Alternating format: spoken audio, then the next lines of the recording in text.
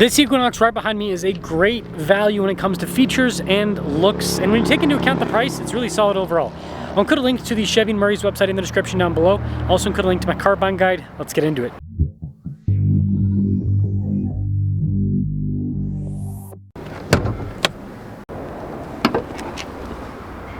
Under the hood, we have a turbo 1.5 liter 4-cylinder that goes through an 8-speed. Fuel economy is 25 around town, 29 on the highway, with power outputs being 175 horsepower and then 203 pound-feet of torque.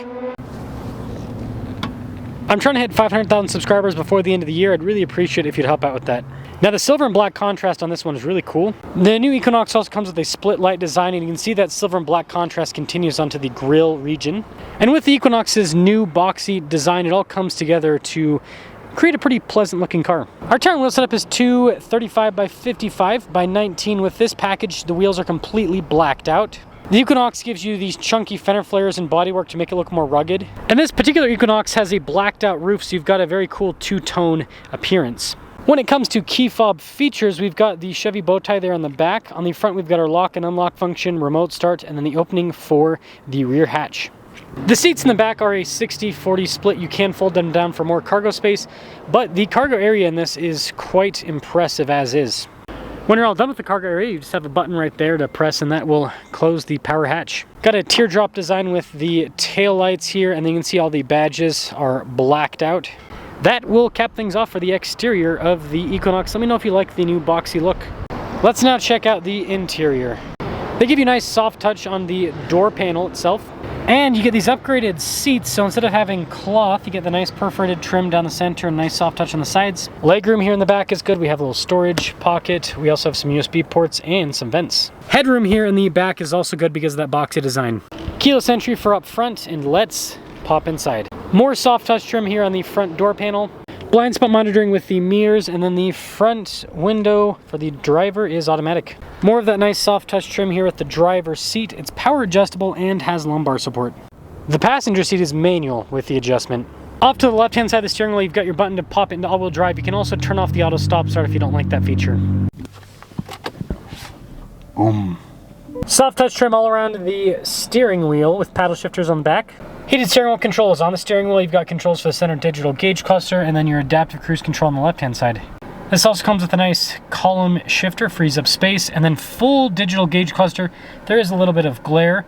Now, it's very customizable. You can change what is displayed with this gauge cluster, so depending on the information that you want to see, that'll be available to you. Backup camera in reverse, good resolution, and yes, the control to turn on or off the headlights is built into the screen. As for the rest of the infotainment system, it is quick to respond. It comes with Apple CarPlay and Android Auto, and I think automakers need to understand that for like probably 90% of people today, if you have those two features, you don't need anything else too fancy with the screen. Dual zone climate with heated seats, and you got nice physical controls for it. One thing that's not in the screen, right? USB ports down below. Phone charging pad. We've got our drive mode select, just a little toggle dial. Some cup holders, good space in the center console. There's nice trim on top of the center console too. And there's more nice trim with the dash. The overall design of the interior, other than the giant screen, pretty cool looking. LT all-wheel drive with the midnight package, $35,910. Let's see how the Equinox performs. Let's set off in the Equinox.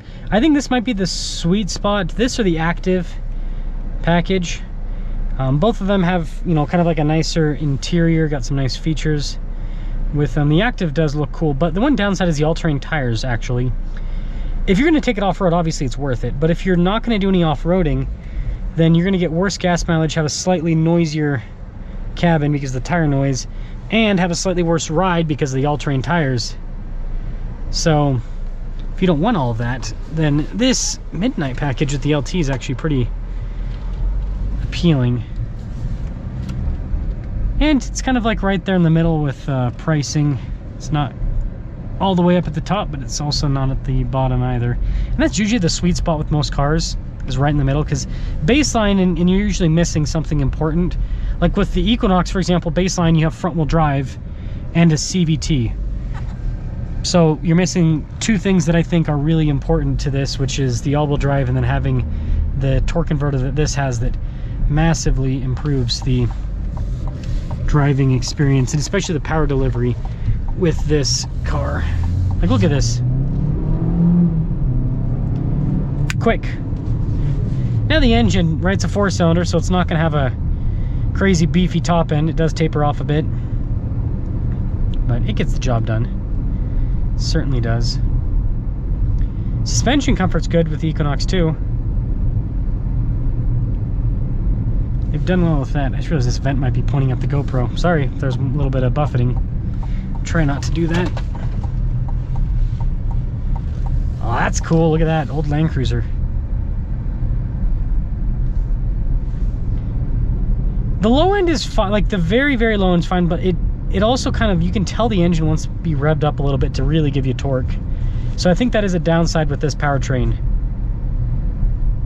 And that's the problem with these super small displacement turbo engines, is you've got to get most of your power from the turbo, because the engine, there's not a lot of engine, right? 1.5 liter, it's teeny weeny. It is also 100 degrees outside, so that is going to slightly affect performance.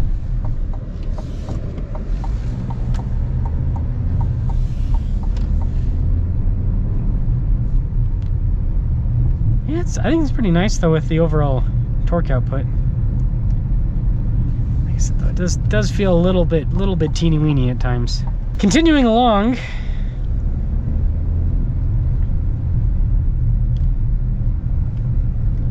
I think cabin insulation is also a plus. It's not like the quietest thing on the planet, but it seems like it's pretty well insulated overall. Let's actually I want to do an acceleration for you guys with all-wheel drive. So we'll take another loop and pop that on. Should torque steer less, or perhaps not at all. Oh, that's perfect. We just missed the wave that's coming. Feels slower, actually. Kind of expected, right? Because when you have two-wheel drive, you're going to have more power. Than all-wheel drive, you're going to have more power loss to the drive line. So, in conclusion, Land Cruisers are cool. But in real conclusion, I think this is a very nicely packaged car. I think automakers are finally starting to, like, they still do some stupid stuff, right? There's always going to be a disconnect between the big wigs at automakers and regular people because, well, it's just how things go. A lot of times you have people that are not car people that work in the car industry. And so it's funny, it's like they're making choices for cars and it's like, I think you could probably make some good choices for like a Corolla maybe. But for other cars, a little bit more difficult. So yeah, I can't talk. Phone charging pad, that makes sense.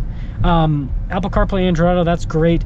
I think this would greatly benefit from a 360 camera. It's not necessary, but that's a feature that an automaker can add to a car that to a buyer adds quite a bit of value. That's something when I talk to people, they kind of want nowadays is 360 camera.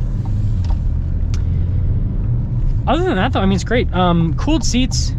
I think that Hyundai and Kia putting cooled seats in very inexpensive cars has kind of changed what people expect out of economy cars in the market. So I think it's something that Chevy should consider, is offering it at a lower price point.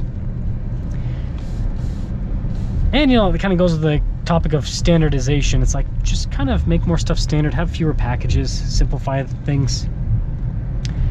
But overall, this is a nice little affordable crossover. So let me know what you guys think about the Equinox, or this version of the Equinox. I think this is great if you're looking for affordable all-wheel drive. I still think the Active's a little bit cooler, but if you're not going to do any off-roading, this has some obvious benefits over the Active package, being that it has the street-oriented tires. So it's going to be a little, like I said, a little bit better fuel economy, a little bit better ride.